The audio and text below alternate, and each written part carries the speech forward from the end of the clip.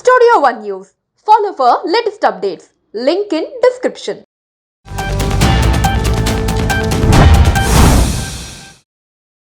మేము ఎవరి జోలికి రాము, మా జోలికి వస్తే తరిమి కొడతామని హెచ్చరించారు ఆంధ్రప్రదేశ్ ముఖ్యమంత్రి నారా చంద్రబాబు నాయుడు. ఉగ్రవాదంపై పోరాడే ఏకైక నాయకుడు ప్రధాని నరేంద్ర మోడీ అని కొనియాడారు. విజయవాడలో నిర్వహించిన తిరంగా యాత్రలో పాల్గొన్నారు పవన్. ఇందిరాగాంధీ స్టేడియం నుంచి బెంజ్ సర్కిల్ వరకు జరిగిన ఈ ర్యాలీతో త్రివిధ దళాలకు మద్దతు తెలిపింది కూటమి ప్రభుత్వం.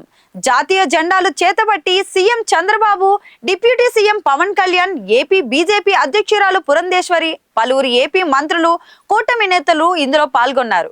ఈ సందర్భంగా సీఎం చంద్రబాబు మాట్లాడుతూ, power star Pawan Kalyan, BJP అధ్యక్షురాలు పురంధేశ్వరి ఈ ర్యాలీకి నాతో వచ్చారు.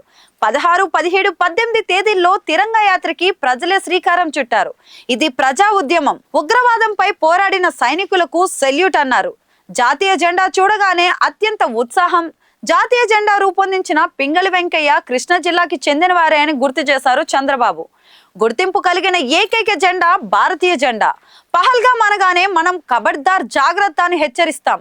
ప్రధాని నరేంద్ర మోడీ ఆడబిడ్డలు నుదుట తిలకం తీసేసిన ఉగ్రవాది ఉండకూడదని ఆపరేషన్ సింధూర్ చేపట్టారు. ప్రపంచాన్ని పట్టి పీడిస్తున్న ఉగ్రవాదంపై పోరాడే ఏకైక నాయకుడు ప్రధాని నరేంద్ర మోడీ అని చెప్పుకొచ్చారు.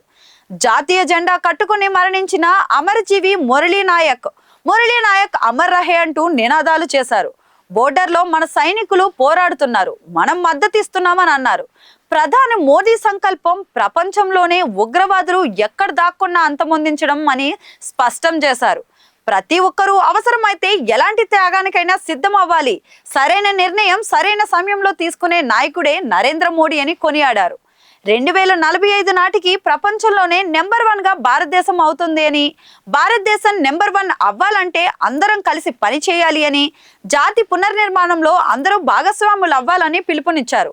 ఆపరేషన్ సింధూర్ లాంటి కార్యక్రమాలు చాలా అవసరం. ఆపరేషన్ సింధూర్ ని ప్రపంచమంతా గుర్తుపెట్టుకోవాలని హెచ్చరించారు ముఖ్యమంత్రి నారా చంద్రబాబు నాయుడు.